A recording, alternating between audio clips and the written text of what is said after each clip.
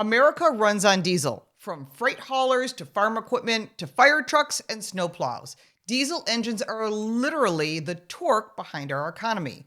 Yet the same engine that built the nation's backbone are now in Washington's crosshairs, strangled by layers of federal regulation that threaten the people who keep America moving. The Environmental Protection Agency, or the EPA, insists it's cleaning the air.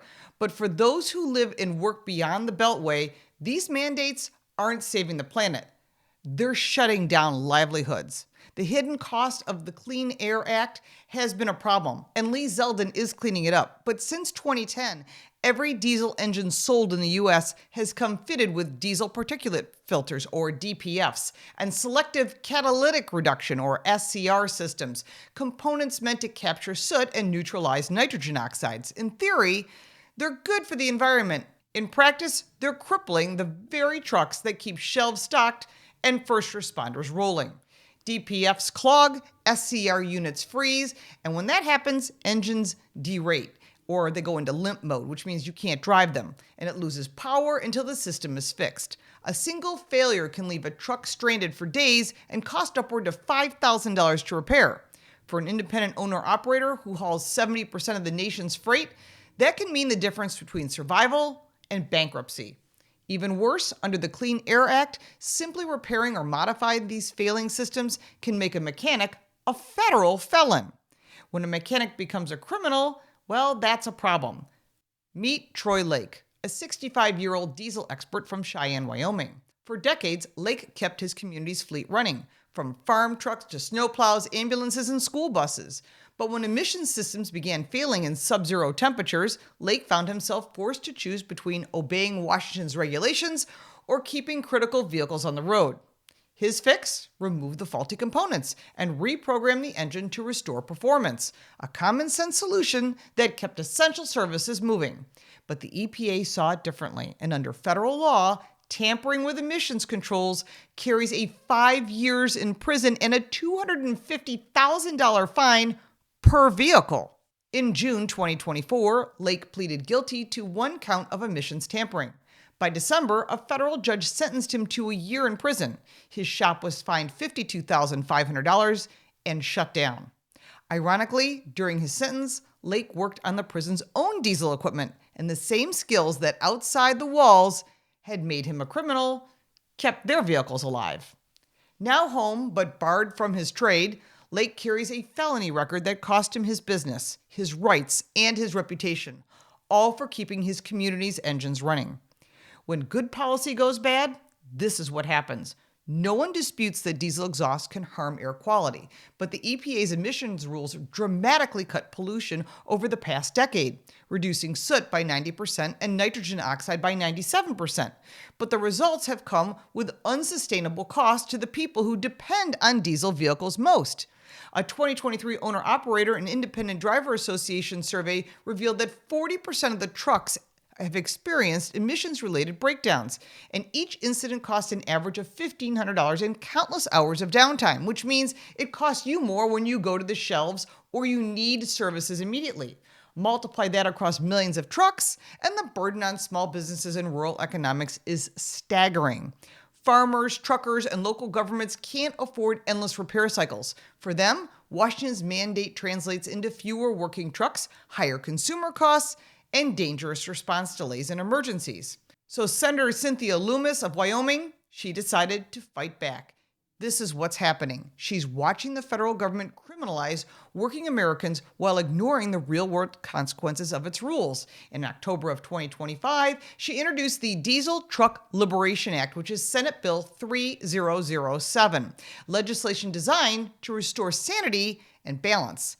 The bill would remove mandatory federal requirements for DPFs and SCRs in onboard diagnostics, limit the EPA's enforcement powers over diesel tuning and emissions deletes, protect mechanics and operators from persecution from performing practical repairs, provide retroactive relief, vacating sentences, clearing records, and refunding fines for past convictions.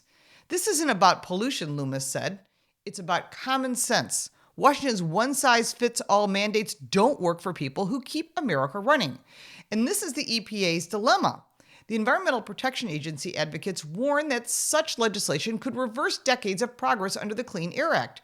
And according to the EPA estimates, fully removing emissions controls from trucks could increase soot and nitrogen oxide by as much as 50%, leading to higher pollution in areas near highways and industrial centers. Again, this is something the EPA is working on, and Lee Zeldin has been aggressive on getting this changed. That's a legitimate concern. Clean air matters, but it's also true that today's engine tuning and filtration technologies are far more advanced than anything available when these mandates were first written. And modern software-based solutions can meet or even exceed current tailpipe standards without fragile hardware that falls apart in real-world conditions. Even current EPA leadership has acknowledged the need for flexibility and modernization. The question isn't whether we should protect the environment, it's whether rigid, outdated enforcement is the best way to do it. The real-world impact? Well, the stakes are actually enormous. More than 500,000 diesel trucks in America have already had their emission systems removed, often out of necessity, not defiance. And the trucking industry spends roughly $20 billion annually on emissions-related maintenance.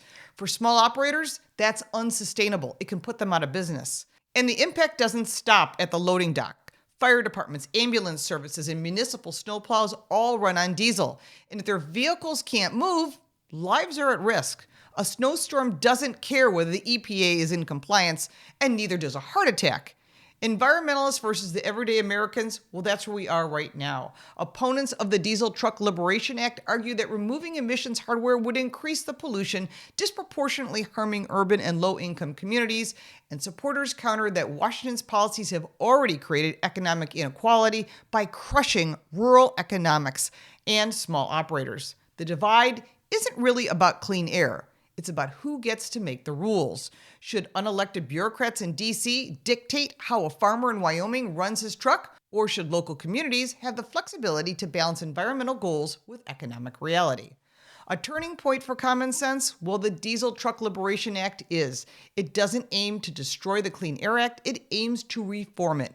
It recognizes the environmental protection must work hand in hand with the reliability and safety and economic survival. For people like Troy Lake, it's about justice, not just about one man, but thousands of mechanics and the operators who have been punished for solving real problems in America. And there's already a hopeful sign. President Trump recently issued a full pardon for Lake, acknowledging that enforcing broken regulations against hardworking Americans is not justice. It's overreach. The next step is whether Congress will follow through. The bill currently sits in the Senate Environment Committee, with hearings expected later this year, and we'll be covering it. If it passes, it could set a precedent for rethinking how the environmental policy is enforced and how to protect the people who keep America running. The road ahead? Well, America's diesel fleet isn't the enemy. It's the engine that powers our nation, from coast to coast, farm to factory, and every highway in between. Reasonable environmental goals are achievable, but not through the criminalization of those who fix the equipment that keeps this country alive. The question facing lawmakers is simple. Will they choose common sense or continue punishing the very people who make modern life possible? If you like this video, give it a like and subscribe for more videos like this, and check out our car review channel, Car Smarts. You can support me by buying me a cup of coffee, and if you want even more content, check out the links in the description. I'm Lauren Fix. Thank you so much for watching.